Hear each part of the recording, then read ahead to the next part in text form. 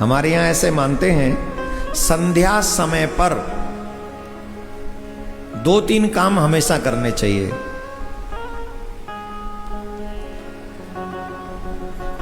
करने चाहिए 2-3 काम। और हम जो कहने जा रहे हैं शिव जी ने उसकी आज्ञा भी दे दी। बोले हाँ सही कह रहे हो एकदम।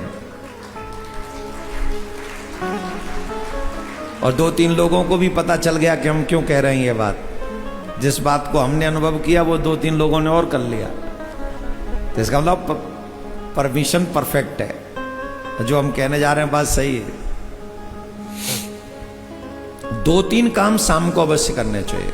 पहली बात, शाम को या तो तुम भजन करो या भगवान की कथा सुनो। ये काम जरूर होना चाहिए। दूसरा, शाम को अपना दरवाजा खुला रखो घर का। हालांकि आजकल मच्छर वगैरह बहुत आते हैं इसलिए लोग बंद रखते हैं, पर शाम के समय दरवाजा खुला हुआ होना चाहिए। और शाम के समय आपके घर में दीप प्रज्वलित अवश्य होना चाहिए। और एक दीपक अगर तुम शाम को देहरी पे जलाओ तो कहना ही क्या है। थोड़ा सा जल छिड़क के वहां पर दीप जलाओ, अद्भुत लाभ है इसका, अद्भुत। शाम के समय ही क्यों? वैसे तो सभी वैष्णव लोग जो हैं वो तुलसी महारानी के आगे दीपदान करते ही हैं। इसमें तो कोई बड़ी बात नहीं, करना चाहिए। शाम को तुलसी के आगे दीपदान करे, आदि आदि क्रियाओं का ध्यान रखे। लेकिन हम देहरी के दीपक की बात कर रहे हैं, देहरी की बात कर रहे हैं, दरवाजे की बात कर रहे हैं। शाम के समय क्यों? ये जो शाम का समय है, आप इस बात को ऐसे समझो, पूरे दिन पिताजी बिजी रहते हैं। पिताजी कब आते हैं? After 5 o'clock। तब माताजी क्या कहती हैं? देखो मैं तो 2 महीने से बोर हो गई घर में। पूछा क्या चाहती हो? बोले चलो ना हम और आप बच्चे थोड़ा घूम के आते हैं, देख के आते हैं। तो पति कहते चलो चलते, गाड़ी निकालते हैं, कोई बात नहीं तुम्हारे लिए चलते। तो अपने बच्चों के साथ तब पिताजी बेंगलोर की मार्केट में, जहां प्लेस अच्छा हो, उनको लगता हो, जहां की रिक्वायरमेंट देवी जी कर दें कि I want to go that place, तो फिर इट्स ओके। अच्छा, अब देवियां मुझे बड़े घूर घूर के देख रही, बोले इतना भी अच्छा नहीं मिला हमें। और तुम जिन को मिल गया है उनकी बात कर रहा हूं, जिनको नहीं मिला वो तुम जानो, तुम्हारा काम जाने, हम क्या करें। कोई तो मिला, किसी को तो मिले ही है। ऐसे कईयों के पास हैं जो पत्नी कहती हैं वो देवता करते हैं। और मैं तो कह रहा हूं अब ऐसे ही पतियों की जरूरत है कलयुग में।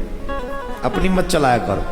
सतयुग, त्रेता युग, द्वापर युग में पत्नी पतिव्रता होती थी। कलयुग में थोड़ा सा चेंज हो जाओ, तो यहां पत्नी व्रता थोड़ा बनो, फायदे में रहोगे बेटा। तो पिताजी पति बच्चों को लेके घुमाने ले गए और घुमा के वापस आ गए। तो बताओ पत्नी को अच्छा लगा कि नहीं लगा? बच्चों को अच्छा लगा कि नहीं लगा? लगा कि नहीं? बोलो, लगा? हमारे पिताजी कौन है? बोले शंकर भगवान। माताजी कौन है? माँ पार्वती। एवरी इवनिंग में नगर भ्रमण पे निकलते हैं, वो अपने बच्चों को देखने के लिए निकलते हैं।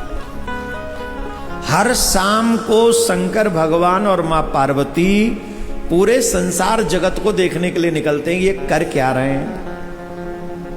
और जहां जहां अच्छी प्रवृत्तियां होती हैं वहां माताजी ठहर जाती हैं। रुको ना थोड़ा, देखो नहीं बच्चे क्या कर रहे हैं, सब हम उन्हीं की संतान तो हैं। तो वो कहते देखो ये बच्चा कितना अच्छा, ये देखो बच्ची कितना अच्छा कर रही है, देखो यहाँ आपका नाम लिया जाए, देखो आपकी कथा चल रही है, देखो आपके लिए दीपक भी जलाया। तब शंकर भगवान कहते अच्छी संतान है हमारी। और वहीं शाम को कुछ ऐसे भी संतान है भगवान की कि उनके कीड़े 5 बजे से चलते हैं। 4 बजे, 4:30 बजे ही उनके कीड़े जगते हैं। और जैसे ही ऑफिस फ्री, वो सीधे घर नहीं आते हैं, वो कहीं और ही चले जाते हैं और वहां पर कुछ भी करते हैं। तब माता जी उन्हें देखकर रुष्ट हो जाती हैं और कई घरों में देखती हैं माता जी, वहां पर मांस बन रहा है, वहां माता जी पिताजी दोनों रुष्ट हो जाते, अरे राम राम राम। कई घरों में देखते हैं यहां पर स्त्री का अपमान हो रहा है, उल्टी सीधी हरकतें हो रही हैं, तब माता जी पिताजी को बड़ा कष्ट होता है, कितने भाग्य से इनको मानव जीवन मिला और ये कैसा अपना नाश करने पे लगे हुए, अरे राम राम राम, डूब मरना चाहिए इनको। नोट हो जाता है उसी समय बाबा प्रण कर लेते, इस घर में दोबारा नहीं झांकना, यहां पतन होगा इनका। मां पार्वती कहती मैं भी नहीं आऊंगी, यहां तो जीवों की हत्या हो रही है।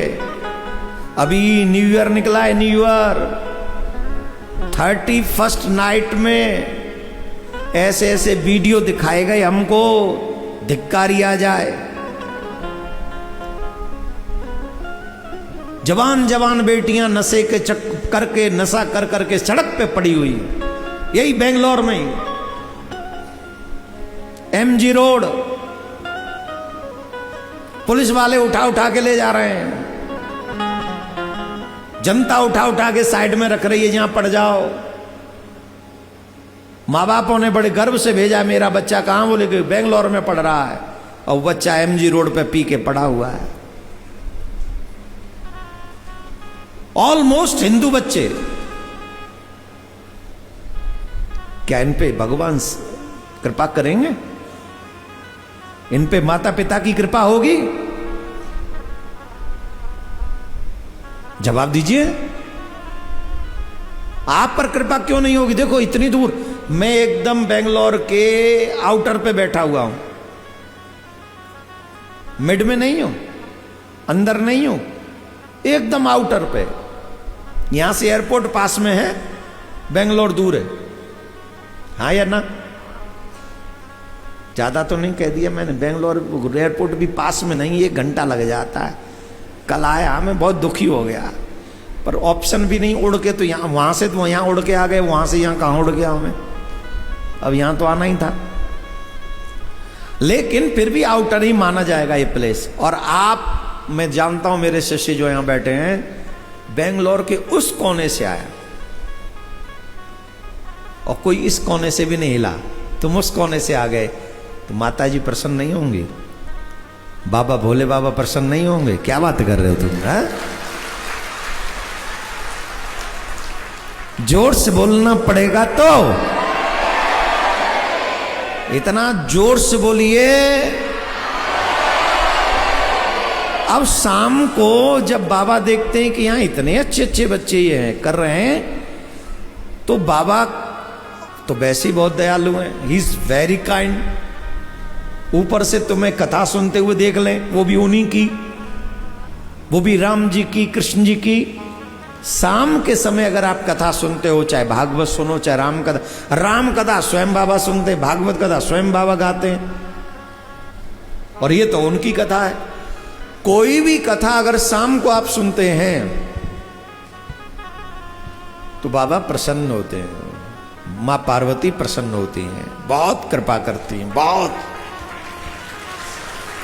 क्योंकि वो नगर भ्रमण पे बच्चों को देखने के लिए जब जाते हैं, तो आप और हम जब शाम को ये कथा सुन रहे हैं, तो ये हमारे लिए परम सौभाग्य का विषय है, परम सौभाग्य का।